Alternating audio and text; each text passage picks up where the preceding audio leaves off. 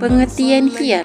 Khiyar bermaksud hak memilih yang diberi kepada kedua-dua belah pihak, iaitu penjual dan pembeli, sama ada hendak melangsungkan jual beli mereka atau membatalkannya mengikut syarat-syarat tertentu.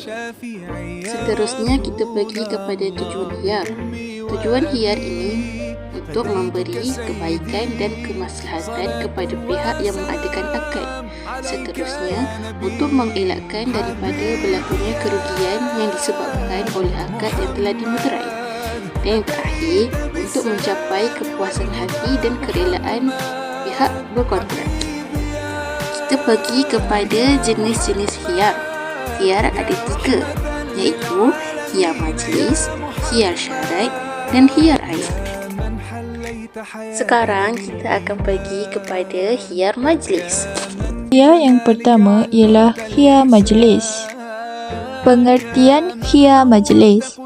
Khiyar majlis yakni hak memilih dari penjual dan pembeli yang berakad untuk membatalkan akad selama keduanya masih di tempat jual beli iaitu majlis dan mereka belum berpisah. Syarat khiyar majlis. Yang pertama, pembatalan kontrak mestilah berlaku di majlis yang sama secara fizikalnya dan penjual dan pembeli belum berpisah.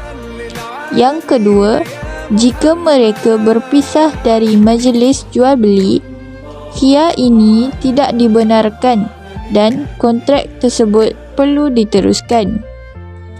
Contoh khiyar majlis ialah Amira membeli 1 set periuk nasi di sebuah kedai. Tiba-tiba, ibunya menelefonnya bahawa set periuk tersebut telah ada dan dibeli oleh kakaknya pada minggu lepas. Maka, Amira terus batalkan akad pembeliannya dan pihak penjual tidak mempersalahkannya kerana alasan Amira dapat diterima oleh penjual dan dia juga belum sempat meninggalkan tempat akad pembelian tersebut. Dalil Rasulullah SAW bersabda, dua pihak yang berjual beli boleh membuat pilihan selagi mereka tidak berpisah dan sebelum itu mereka bertemu, atau salah seorang di antara mereka memberi pilihan kepada seorang lagi.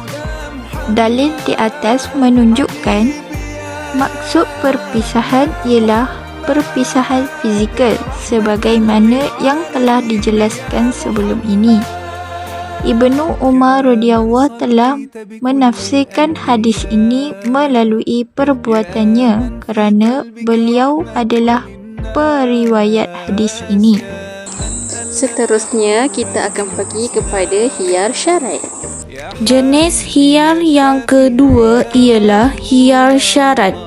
Maksud khiyar syarat ialah salah satu pihak atau kedua-dua belah pihak diberikan hak untuk meneruskan akad atau membatalkan akad yang diberi masa tidak melebihi 3 hari. Nabi Muhammad SAW pernah bersabda, bermaksud apabila kamu berjual beli maka katakan tidak ada penipuan dan bagiku khiyar selama 3 hari. Hadis riwayat Muslim.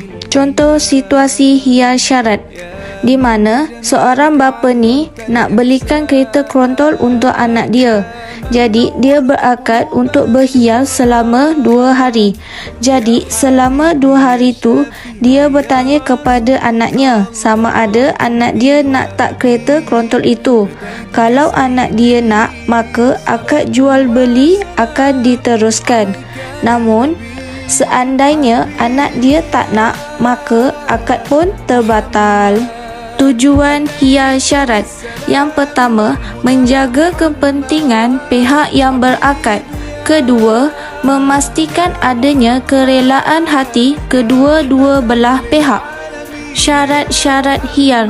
Pertama, mestilah terhad kepada tempoh yang tertentu. Kedua, tempoh yang ditetapkan tidak boleh melebihi 3 hari jika barangan tidak mudah rosak dalam tempoh tersebut. Ketiga, tempoh perlulah berturutan dan bersambung dengan kontrak.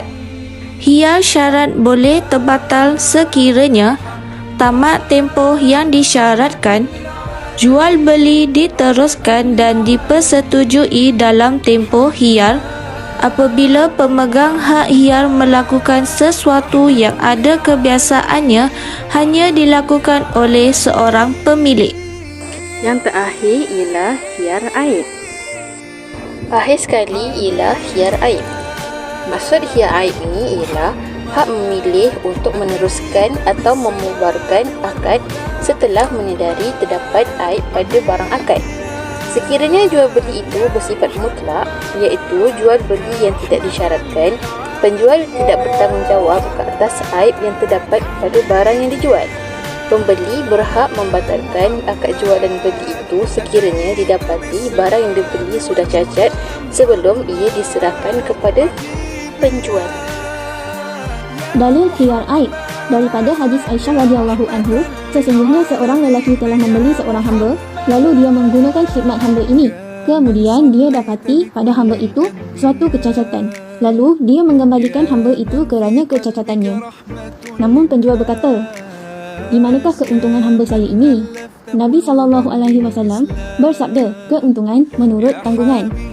Daripada hadis tersebut, keuntungan hamba saya ini bermaksud upah hasil kerja yang dilakukan oleh hambanya itu. Manakala, keuntungan menurut tanggungan bermaksud sebarang keuntungan yang diperolehi menjadi hak orang yang bertanggungjawab terhadap barang tersebut ketika keuntungan tersebut diperolehi. Daripada berpandukan rasional, bayaran yang sempurna mestilah mendapat barangan yang sempurna.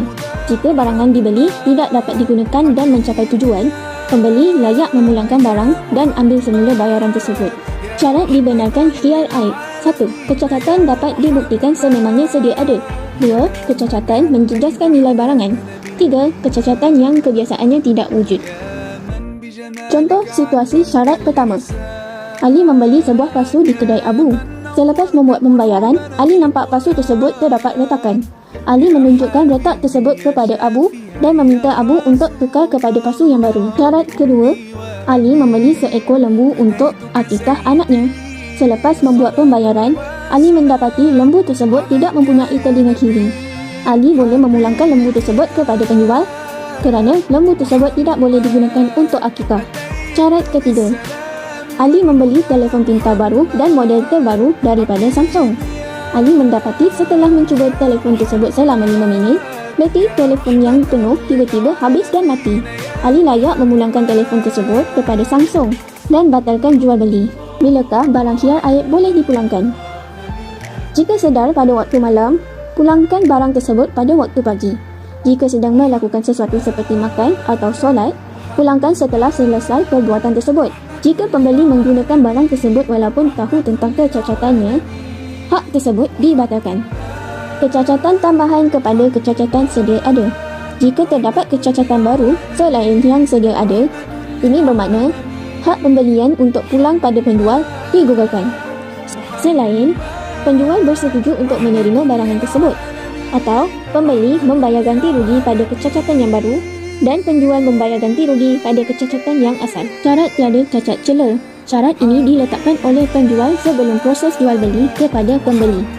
Syarat pertama, apabila penjual telah menyatakan barang yang rosak bukan tanggungan penjual. Ini berlaku jika barang tersebut bernyawa dan kecacatan tersebut tidak nyata. Syarat kedua, jika penjual telah menjelaskan kepada pembeli tentang kecacatan barang dan pembeli menerima kecacatan tersebut. Akhir sekali kita pergi kepada hikmah hiyar. Yang pertama ialah menghindarkan terjadinya penyesalan bagi kedua-dua belah pihak, iaitu penjual dan pembeli atau salah satunya. Yang kedua, menghindar terjadinya penipuan dalam urusan jual beli. Ketiga, menumbuhkan sikap toleransi antara kedua belah pihak. Dan yang terakhir, mendidik para penjual dan pembeli agar bersikap berhati-hati, cermat dan teliti dalam bertoleransi. Itu sahaja daripada kami, Kumpulan 4.